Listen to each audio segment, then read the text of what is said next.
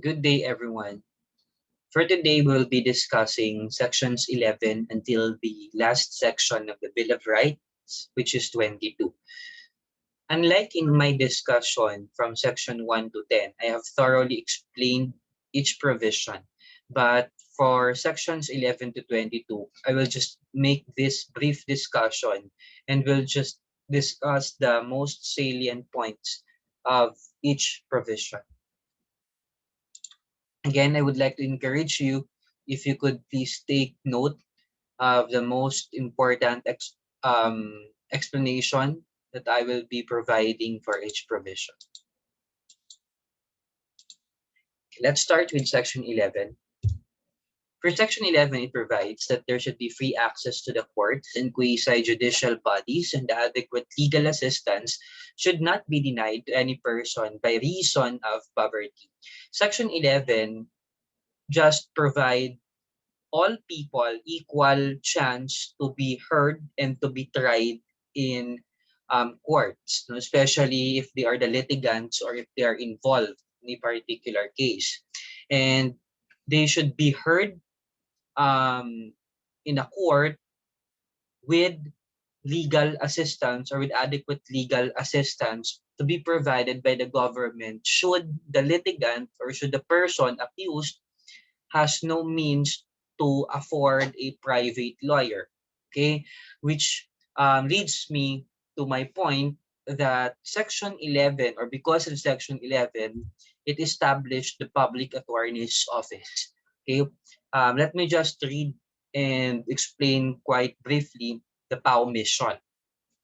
The public attorney's office exists to provide the indigent litigants, the oppressed, marginalized, and underprivileged members of the society free access to courts, judicial and quasi-judicial agencies by rendering legal services, counseling, and assistance in consonance with the constitutional mandate that free access to court shall not be denied to any person by reason of poverty in order to ensure the rule of law, truth, and social justice as components of the country's sustainable development.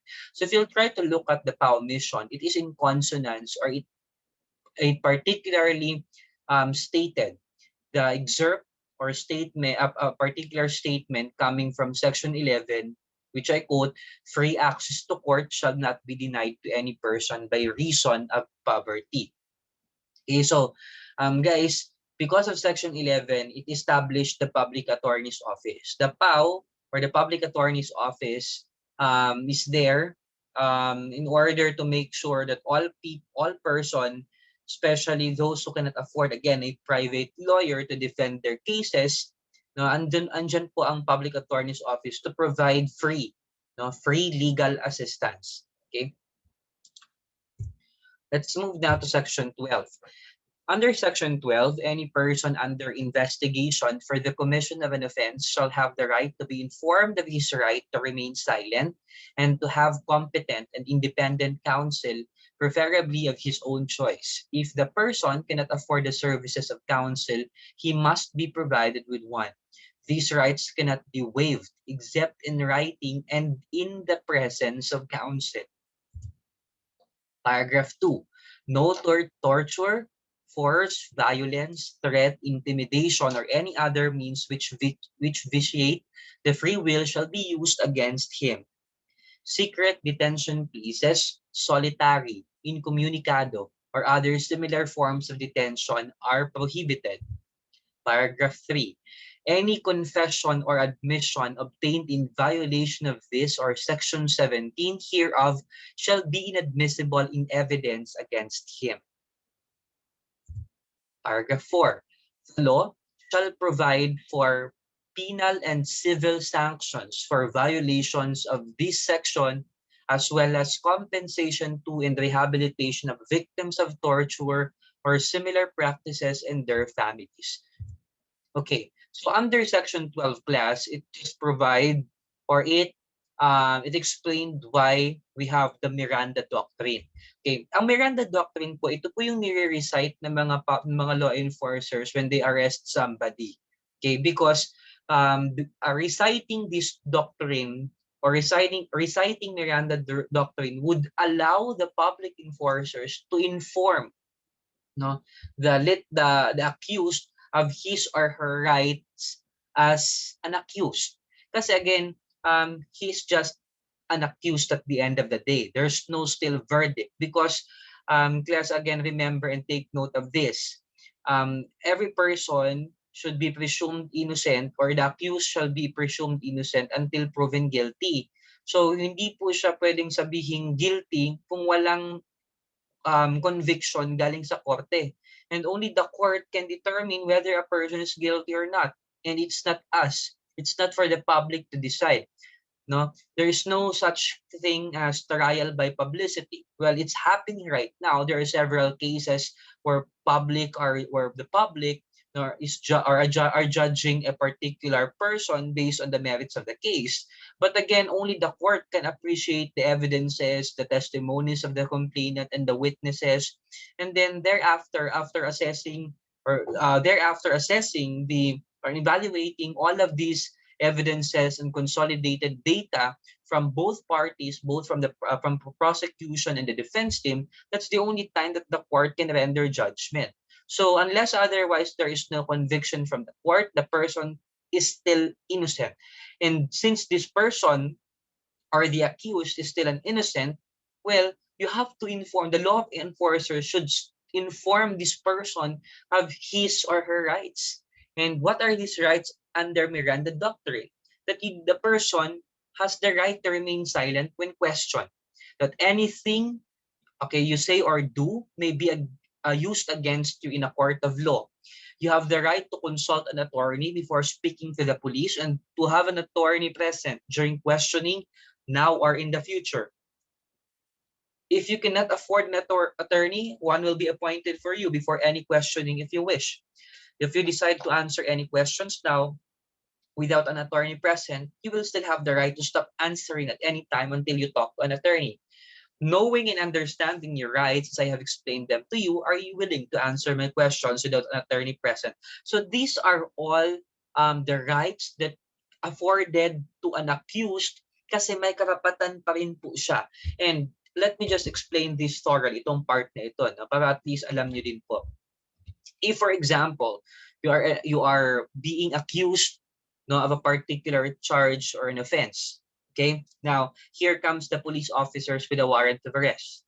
Okay. Now, since the police officers ay may present sa yung warrant of arrest, you have to come to them, okay? Or with them. Kinakailangan sumama ka sa kanila. Okay? So hindi ka pwedeng tumanggi kasi may warrant of arrest sila. Whether you like it or not, you have to go with them. That's the purpose of the warrant of arrest. However, ang pagsama mo sa kanila ay hindi ibig sabihin guilty ka. Okay? Hindi rin po ibig sabihin na pag sumama ka sa kanila, pwede kang sumagot sa kahit anong itatanong nila. Kinakailangan bago ka arestuhin, okay? Or habang inaaresto ka, they should recite to you, no, the Miranda Doctrine, which are your rights as an accused of a crime, okay, or of an offense. So, kinakailangan alam mo ito. Kasi dapat, pag may tinanong sila sa'yo, or kunyari na-recite na nila ito sa'yo, no, kapag tinanong ka nila ng mga questions which have something to do with the merits of the case or with regards to the case, if you think that your statement will incriminate you, so, ibig sabihin mas mapapalala ang sitwasyon mo, you better shut your mouth and wait for a lawyer. That's the purpose, class, of a lawyer. Ganun kahalaga, ganun kaimportante ang papel ng mga abogado. Because ang mga abogado magsasabi sa'yo or tatanungin ka, kakausapin ka muna ng counsel. This is the normal procedure, no? Kakausapin ka muna ng counsel mo. Pag sabing counsel, class, that's your lawyer. So kakausapin ka muna ng counsel mo and you have to tell them the exact scenario and the exact situation of what happened, bakit ka na-involved doon. And you have to be honest with your lawyer. Okay? You have to be honest with your lawyer because the lawyer is your only kakampi pagdating sa labanan sa korte. Okay? Wala kang ibang kakampi doon bukod sa abogado mo. So if there is one person that you have to put your full trust, no, it's your lawyer. So you have to tell your lawyer the full events of what transpired, why this warrant existed on the first place. Okay. So, nakausap mo na yung abogado, sinabi mo na sa kanya. Ngayon, si abogado na ang makikipag-usap ngayon sa mga pulis. Okay? So, si abogado na ngayon ang, or if not, pwede namang i-accompany ka ni lawyer during the, let's say, the interrogation or during the investigation. Okay. Tapos, sasabihin sa'yo ni abogado kung ano yung mga hindi mo dapat sabihin sa pulis dahil baka mas ma-incriminate ka. Okay? So this is quite technical now. So we are now talking about the substance of the statement and narratives from the accused. But the main point here, class, is the fact that before you speak, you have to think 100 times, because look at number 2. Anything you say or do may be used against you in a court of law. Okay? Paano, sir, kung halimbawa pinilit ako na magsalita at pinilit akong aminin yung hindi ko naman ginawa? Okay, therefore, it should be inadmissible in the court of law. Okay, your statement will be inadmissible lalo na kung mapapatunayan mong there is a coercion or force na ginamit sa'yo, maybe be it in violence or tinakot ka, there's a threat or intimidation. No? So, kapag napatunayan po ito, you can now invoke Section 12 of the Bill of Rights, and therefore the court will not admit or will not accept any evidence, including your narrative, including yung mga sinabi mo. Dahil na kung ito ay punersa ka lang. Sir, paano kung totoo naman yung sinabi ng accused pero wala siyang abogadong kasama? Well, again, look at number 6. No? There should be a consent coming from the accused. Paano kung pumayag ka, tinanong ka knowing and understanding your rights as I have explained them to you, are you willing to answer my questions without an attorney present? And if you say yes, and if you continue answering those questions, then since you have the consent, no, may consent galing sa'yo, so ibig sabihin, pwedeng tanggapin yun ng korte. And again, anything you say can be used against you in a court of law. So always remember that. So before you speak, talk to a lawyer, no? Para at least alam nyo kung paano dapat ang atake, no, lalo na sa pagde-defend ng sarili ninyo. Okay? So that's the significance of Section 12. Now, under Section 12, these are the summary. You have the right to remain silent, lalo na kung halimbawa may incriminate mo yung sarili mo. You have the right to counsel or right to have a lawyer. And you have the rights to be informed of such rights. Lalo na, class, kung halimbawa wala yung akusado, wala namang masyadong, alam niyo yun, yung background sa batas. So mas naaabuso sila So kinakailangan ipaalam sa kanila, i-remind sila sa karapatan nila. And you as a student of this subject, and since I am already discussing the Bill of Rights to you, I hope you are already informed of this right. Na hindi pwedeng pag dinala ka ng police, and never get intimidated before the police or before any law enforcers. Okay? Always, compose yourself and just, sustain your presence of mind. Kasi kapag nadala ka ng intimidation, kung ano-anong masasabi mo, and that can be used against you in a court of law. So always have that presence of mind, class, na alam mo ang karapatan mo. And hindi ako magsasalita hanggang wala akong abogado. Okay, at wala ako, kunyari, I am a poor person, let's say I can't afford a private lawyer, then I will ask the public attorney's office to provide me with that. In fact, class, hindi naman kinakailangan yung akusado kung wala siyang pangbayad sa private lawyer. Hindi niya kailangan mag-file ng petition or request for a public attorney's office. Automatic dapat ang gobyerno. No, according to Section 11 kanina, the government should provide or will provide a counsel for you or for a lawyer for the accused. And also Section 12 talks about secret detention places. Bawal po ito. No? Hindi po pwede, class, na pag inaresto ka, dadalhin ka sa bahay ng pulis. Hindi po pwede yun. Pag granting that they have a warrant of arrest na para sa'yo, but pwede mo silang sampahan ng illegal detention, lalo na kung dinala ka sa bahay. So, kung kunyari, dinala ka sa bahay nila, boarding house kunyari, or any apartment, no, tapos kayo lang doon, tinali ka habang sila natutulog, something like that, that's illegal, no? So there should be no secret detention. After issuing the warrant of arrest and after capturing the accused, dapat dinadala agad muna sa presinto. Tapos mag-report ngayon yung police kay judge together with the tao na nakuha or the accused. Ganun siya. For, let's say, preliminary investigation, inquest proceedings, all of this. Number 2, you have solitary detention. Bawal din po yan. Again, bawal po yung dadalhin ka sa kung saang lugar tapos ikaw lang mag-isa doon, ilalock ka doon, babalikan ka kung kailan nila gusto. That's illegal. Pag sinabi naman po natin incommunicado detention places, halos pareho lang din po ng solitary. But in incommunicado detention, not necessarily solitary. Kunyari, dinala ka sa presinto, pero pinagbabawalan kang kausapin ng pamilya mo. Okay, bawal po yun. That's illegal because there is no such law which prohibits any person accused, lalo na kung wala pang conviction of guilty, galing sa korte, kahit nga minsan may conviction na pinagbibigyan pa rin ng batas ng karapatan ng mga akusado at ang mga na-convict na makausap ang kanilang pamilya. So there's no such law which prevents anybody from talking to their family members. Now, also we have self-incrimination. Ito, class, I don't know if you could recall the case of Janet Napoles regarding about yung alam niyo palagi sinasabi niya na I invoke my right against self-incrimination. Okay, let me just explain this briefly. Pag in-invoke mo, class, yung right against self-incrimination, let's say if you are being asked by the police officer, you have the right to deny, class, and you have the right to dito, not to answer their questions, especially if the line of questioning is leading. Kaya nga pag may pag nakakita kayo ng mga pelikula, there are several counsels who are raising this to the judge na, Your Honor, objection, the question of the counsel or the prosecution is leading.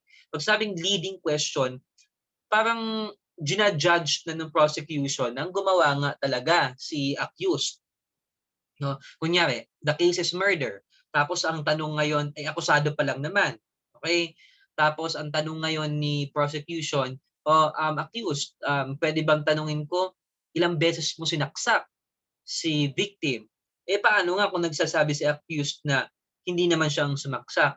Well, the question is already leading. Kasi wala naman siyang evidence pa, tapos si prosecution, inassume niya na parang guilty, no, si akusado. So, pag mga ganyan, you have to invoke your right. Just tell the police officer, I invoke my right against self-incrimination. And then there you have it. Titigil na sila niya. Because that's your right. That's under Section 12. Okay. Self-incrimination, the act of accusing oneself of a crime for which a person can then be prosecuted. Ito yung ibig sabihin ng prosecution class, no? Inadmissibility of forced confession and admission. Magkaiba classic admission tsaka confession. Okay, let's go now to inadmissibility of forced confession and admission. Class, gusto ko tong i-emphasize, no? Magkaiba po ang admission at confession. Okay? So, specifically in the rules of evidence sa korte, magkaiba po ang bigat ni admission at ni confession. At magkaiba din po ang nature nila, no? Under admission, an act, declaration, or omission of party as to relevant fact. While confession, declaration of an accused acknowledging his guilt of the offense charged or any offense necessarily included therein. Okay. The difference is this. Okay. Sisimplihan ko lang. Si confession, umamin si suspect na siya ang pumatay. Okay. Kunyari, X killed Y. Kunyari, X is the husband and Y is the wife. The husband killed the wife. X killed Y. And then after, kunyari, nilibing ni X si Y. Okay, tapos pumunta siya sa police at nagsabi siya, um, kinonfess niya, no, sinabing there is an acknowledgement of guilt. Sabi niya, pinatay ko po si Y, nilibing ko po sa ganito. Okay, there's a confession. While in admission, hindi totally, there's no acknowledgement of guilt. Kunyari, X killed Y and Z, no, witnessed, nakita niya na pinatay ni X si Y. Pero kasabwat si Z. Okay, so there is no acknowledgement of guilt galing kay Z. Inadmit niya lang na, oo, nakita kong pinatay ni X, pero wala akong kinalaman doon. Okay? So there is an admission of a relevant fact regarding of the case, but there is no confession. Okay? There is no acknowledgement of guilt. Okay? Ulitin ko po, confession may acknowledgement of guilt, kay admission naman may relevant fact lang na dinisclose o sinabi itong tao pero there is no acknowledgement of guilt. Anyway, class, very technical kasi class ng admission and confession. Tsaka under confession, meron pa tayong tinatawag na extrajudicial confession. Ang extrajudicial confession, yan naman yung acknowledgement of guilt, but you are not in a court. You are acknowledging your guilt before police officers, let's say in a police station. So ang judicial confession naman, yan yung dun pa lang sa korte pagharap mo kay judge, inamin mo na judge akong pumatay doon. Okay, so that's the two types of confession. Anyway, let's proceed. So let's move now to section 13. All persons except um those charged with offenses punishable by reclusion perpetua when evidence of guilt is strong shall before conviction be bailable by sufficient sureties or be released on recognizance as may be provided by law. The right to bail shall not be impaired even when the privilege of the writ of habeas corpus is suspended. Except excessive bail shall not be required. So, section 13 talks about bail. Okay, piyansa po. Please remove the idea, class, na or your perception that bail is a payment for liberty. No. Okay, that's not true. Bail is not a payment for liberty. But bail is an acknowledgement from the accused na hindi siya aalis sa jurisdiction ng korte hanggang walang conviction or walang acquittal na ang magiging desisyon ang hukuman. Okay? So for example, kasi hindi pwede, class, 'di ba? Remember, no person shall be deprived of life, liberty without due process of law. O hindi pa namang hatol ang korte, hindi pwede na nakakulong 'yun.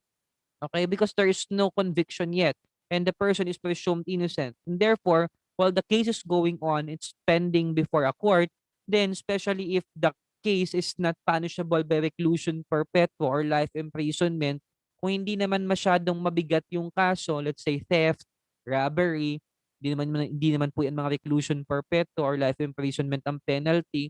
So kinakailangan bailable siya. Bailable dapat po siya. So, dapat puwedeng makapagpiyansa. It's a grant of temporary liberty, but the accused should be cognizant of the fact, dapat alam po ni akusado na hindi siya puwedeng umalis sa jurisdiction o sa kapangyarihan ng hukuman. Hindi po siya puwedeng lumipat ng bahay. Hindi po siya puwedeng umalis ng siyudad niya hanggang hindi tapos ang kaso niya. So, this is also the case where court issues temporary restraining order or whole departure order para hindi po siya makaalis ng bansa, something like that. Nire-release po siya by bail, no, by sufficient sureties, ito technical na ito, or meron tayong tinatawag na recognizance. Okay? Pag sinabi natin recognizance, class, kunyari ako or kunyari si A ay, let's say, 23 years old or 24 years old. Siyempre, kunyari, bailable kunyari ang kaso. Okay? So, kunyari walang pang bail ngayon. O, puwede naman recognizance of law. I-invoke lang ni counsel, ni akusado na walang pera, 'no, yung accused. Ang gagawin ng korte ay i-re-release yung tao pero may recognizance. Ibig sabihin, kung yung nanay niya o tatay niya, kung sino mang malapit na kamag-anak niya, pupunta siya kay judge. Before a judge, the judge will be releasing the person pero papanagutin niya yung taong yun, yung nanay, tatay nun, pag yung akusado nakawala o pag yung akusado ay hindi na nag-a-appear sa court pag hearing, no? So recognizance. Okay?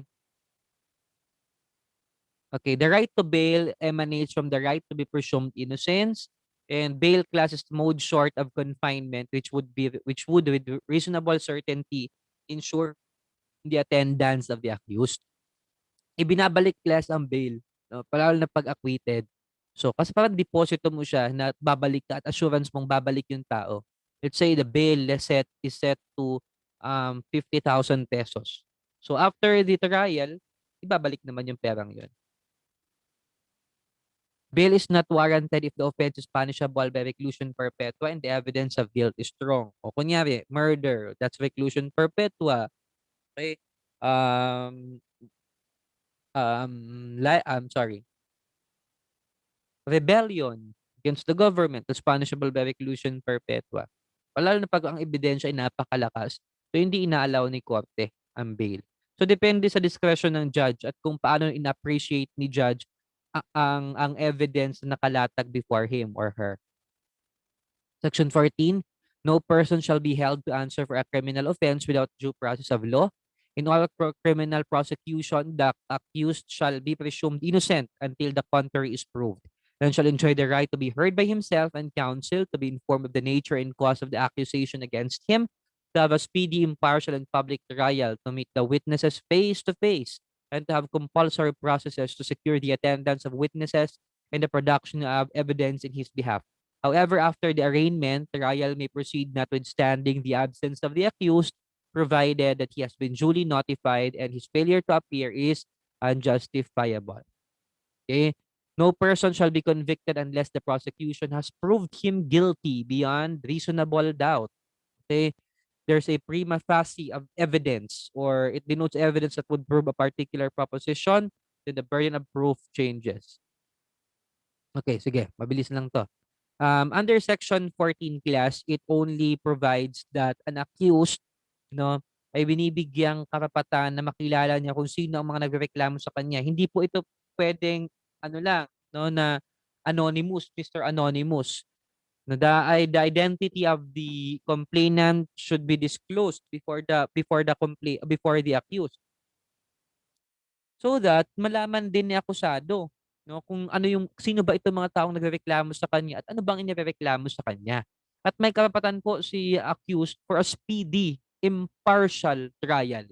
So, dapat mabilisan ang pag-usad ng kaso. Unfortunately, in the Philippines, that's not happening. Kasi ang dami-daming punong-puno ang docket, no, ng mga judges natin, trial court judges.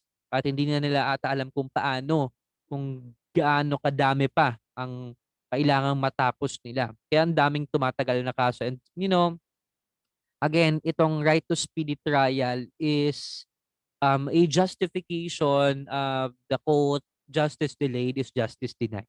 Pag masyado ng matagal ang kaso, minsan nadi-deny ng hustisya para sa akusado. Okay, at para sa mga biktima if the accused is really guilty. Okay? Section 15, the privilege of the writ of habeas corpus shall not be suspended except in cases of invasion or rebellion when the public safety requires it. Okay? Pag sinabi po natin na writ of habeas corpus, na-explain ko na po yan last time, a writ, a legal action that requires a person under arrest to be brought before a judge or a court. An order issued by a judge to a person detaining another to bring the detainee to court and to justify his detention. It is to inquire into all manner of involuntary restraint as distinguished from voluntary, and to relieve a person therefrom if such restraint is illegal. Okay, meaning ganito yan. Hindi pwedeng basta-basta kang hulihin, lalo na kung hindi pa suspended ang writ of habeas corpus. Okay? Meaning, kung walang martial law at walang threat ng rebellion or invasion, hindi pwedeng basta-basta kang hulihin. Okay? That's why, class, currently, several petitioners are praying before the Supreme Court to declare some provision of the anti-terrorism law unconstitutional. Why? Because under the law, under the anti-terror law, a mere suspicion, pag may hinala lang at suspetsa lang na ikaw ay isang terrorist o isang part ng terrorist group, even without evidence, you can be arrested, no? And petitioners are questioning this. No, sabi nila hindi pwedeng ganoon kasi wala namang threat ng rebellion, wala namang invasion eh. Okay? Section 16, all persons shall have the right of speedy disposition of their cases before all judicial, quasi-judicial or administrative bodies. Okay, so dapat mabilisan ang pag-usad ng kaso. What if the speedy disposition of cases is violated? Ang remedy po, the aggrieved party can ask a dismissal of a case through mandamus.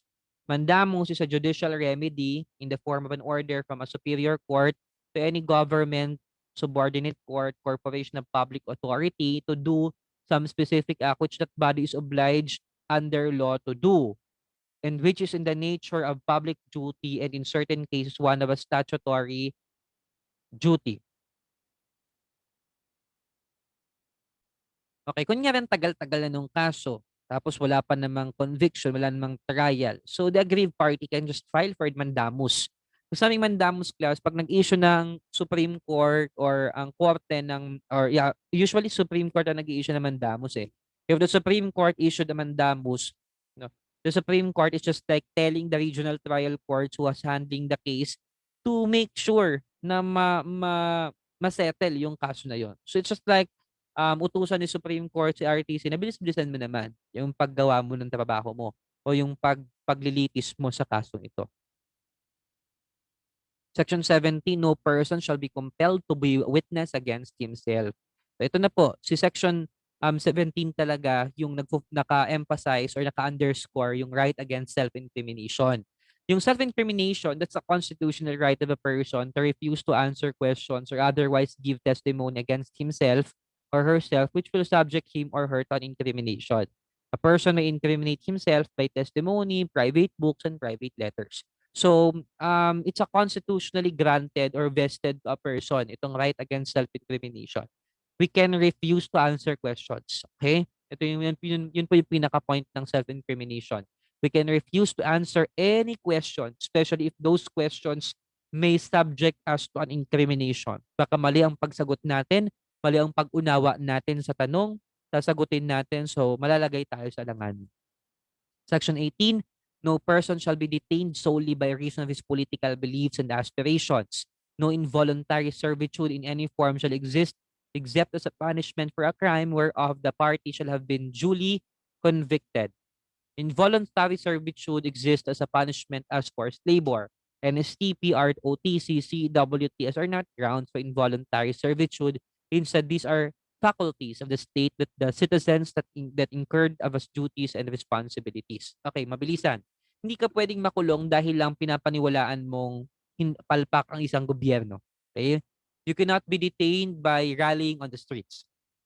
You cannot be detained by posting on your social media or whatever it is, publication, be it publication, newspaper, whatever it is, hindi ka pwedeng makulong dahil tinutuligsa mo lang ang gobyerno.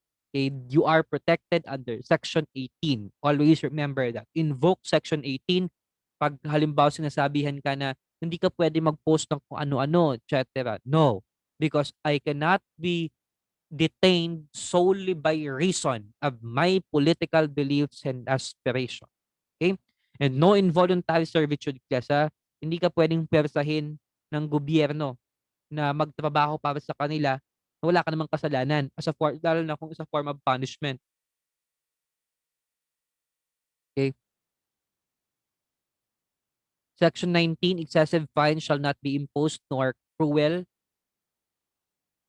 degrading, or inhuman punishment inflicted. Neither shall death penalty be imposed unless for compelling reasons involving heinous crimes, the Congress hereafter provides for it.